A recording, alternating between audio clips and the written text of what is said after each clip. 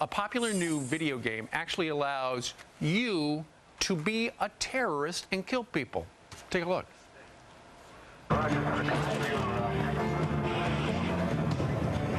world has been your battlefield. Everywhere you go, the blood of brothers and sons screams out against you.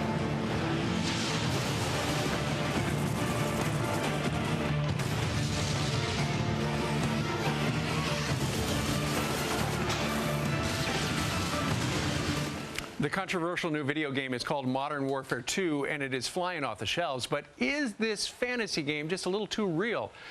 And is it appropriate? Let's have a fair and balanced debate on this Veterans Day. We have John Christensen, founder of the gaming blog /gamer.com, and Jim Steyer, founder and CEO of Common Sense Media. They both join us from San Francisco. Jim, let's start with you. You got some problems with this game.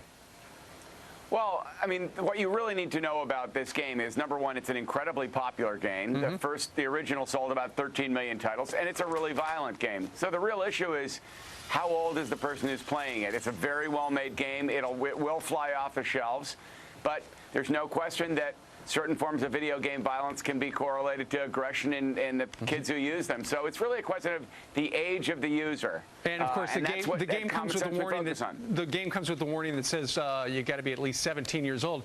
John, a lot of people have a problem though, where you get to essentially be a terrorist and kill people, and it's very realistic. It is definitely realistic, Steve. But I think a lot of people don't seem to understand. You're not actually a terrorist. You're a CIA undercover agent.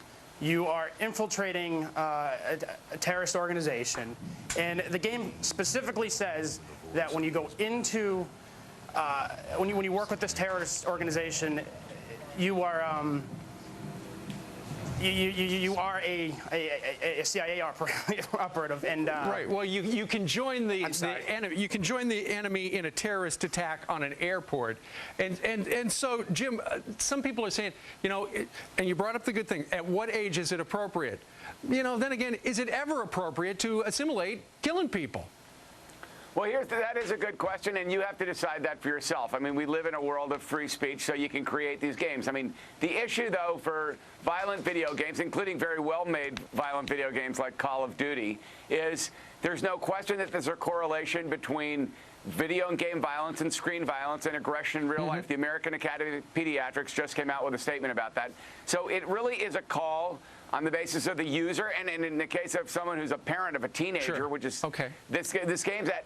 Is it okay or not? The violence is the issue, and that's the call that you have to make, and you need to use common sense in terms of using games like this. And John, I'll give you the final word.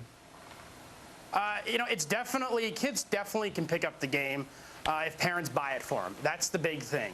I have a buddy that works at a local retail store. He's a manager there. Group of kids came in. They all said, "Hey, we're getting the we're going to get the game." He asked them if they were under 17. No, he said no to them. I mean, retailers are doing a good job right now. It's been proven time and time again. Sure, but nonetheless, guys, if you bring a game into a house, nothing to stop an 8-year-old kid from becoming a terrorist and shooting people. That's right. On a video game. Yeah, but you're not a terrorist. That's ridiculous. You're not a terrorist. All right, John and Jim. You're not really. It's pixelated violence. It's violence. It's not real. It's not real. It's not real. John and Jim, the debate goes on. Thank you very much for joining us.